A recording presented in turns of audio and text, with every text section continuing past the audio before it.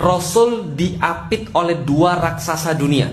Bisa dipahami? Raksasa sebelah kirinya adalah Persia, raksasa sebelah kanannya adalah Romawi. Tapi hebatnya coba kita lihat, Rasul nggak pernah takut sama Romawi dan Persia.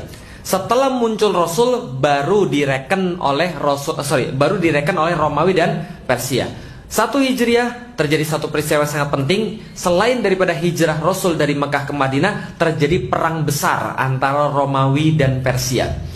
Jadi Romawi dan Persia memutuskan, saya nggak tahan lagi dengan kamu. Kamu selalu mengganggu saya juga emang tahan lihat kamu. Emang kamu bagus apa? Kita perang aja. Perang besar antara Romawi dan Persia. Saking besarnya perang ini jadi pembicaraan trending topik pada saat itu, ibu sekalian. Ketika jadi trending topik pada saat itu, langsung kemudian didengarkan oleh para sahabat. Maka sahabat tanya pada Rasulullah SAW, ya Rasul, kira-kira yang menang Romawi atau Persia? Ini adalah sebuah dalil bahwa para sahabat sangat memperhatikan kondisi politik dunia pada saat itu. Jelas sampai di sini? Jadi kalau ada yang bilang pada anda, politik itu nggak usah dipedulikan, yang penting kita sholat, dunia itu terlaknat dan seisinya. Enggak, para sahabat memperhatikan dunia pada saat itu.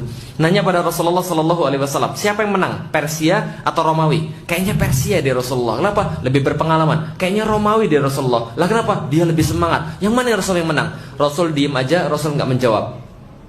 Karena Rasul nggak punya pengetahuan tentang semua itu.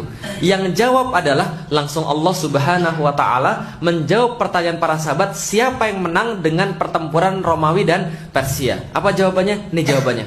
Ghalibatir Rum fi atnal ard. Kata Allah Subhanahu wa Ta'ala, Ghalibatir Rum fi atnal ard. Akan dikalahkan orang-orang Romawi di tempat paling rendah di atas muka bumi. Fi atnal ard. Ada yang bilang bahwa dalam waktu dekat orang-orang Romawi akan kalah. Tapi ada yang menarik, ternyata Romawi itu dihabisi sama Persia di Laut Mati, tempat paling rendah di atas muka bumi. Begitu akuratnya Al-Quran. Jadi Ghulibatir Rum fi atnal ard, akan dikalahkan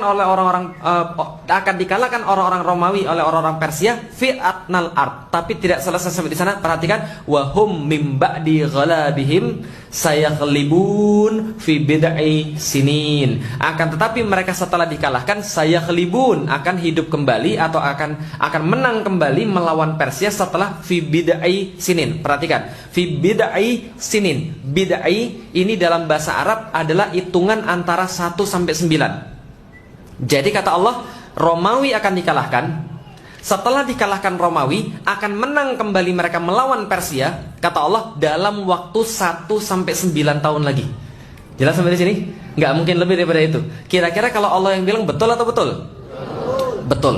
7 tahun berselang daripada ayat ini turun. Ayat ini turun tahun 622. 7 tahun berselang daripada tahun itu, langsung kemudian ada satu kejadian yang sangat luar biasa. Tanpa diduga, tanpa diprediksi oleh siapapun. Sebagaimana nggak ada orang yang prediksi Brazil kalah lawan Belgia, Bapak-Ibu sekalian. Nggak ada yang prediksi sama sekali. Atau nggak ada yang prediksi Jerman kalah lawan siapa tuh? Korea Selatan gitu kan ya.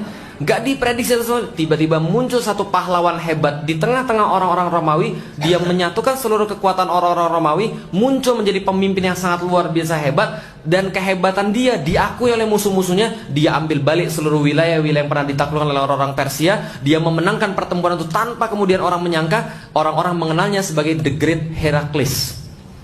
The Great Heraclius. Namanya Heraklius yang hebat, Heraklius yang agung.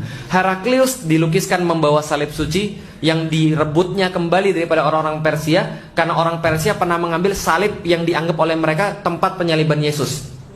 Dibawa kembali salib suci ini, kemudian diarak pergi ke kota Yerusalem dengan arak-arakan yang sangat luar biasa, perayaan kemenangan yang hebat sekali. Setelah dia sampai ke Yerusalem, dia kemudian menancapkan salib suci ini di depan gereja Makam Kudus yang sampai sekarang masih ada di situ salibnya. Kemudian dia berdoa di bawah salib itu, dan dikisahkan oleh sebuah sejarawan, ketika dia selesai berdoa, ada seorang kemudian tentaranya ngasih, mohon maaf Paduka Raja, ini ada surat yang kami nggak ngerti sama sekali dalam bahasa Arab.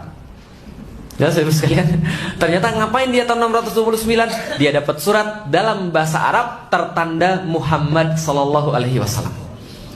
Paham ya? Jadi Rasul kita tuh dulu keren, sudah korespondensi dengan pemimpin-pemimpin dunia. Paham ya sekalian? Bukan dikendalikan oleh pemimpin-pemimpin dunia. Jelas sampai di sini?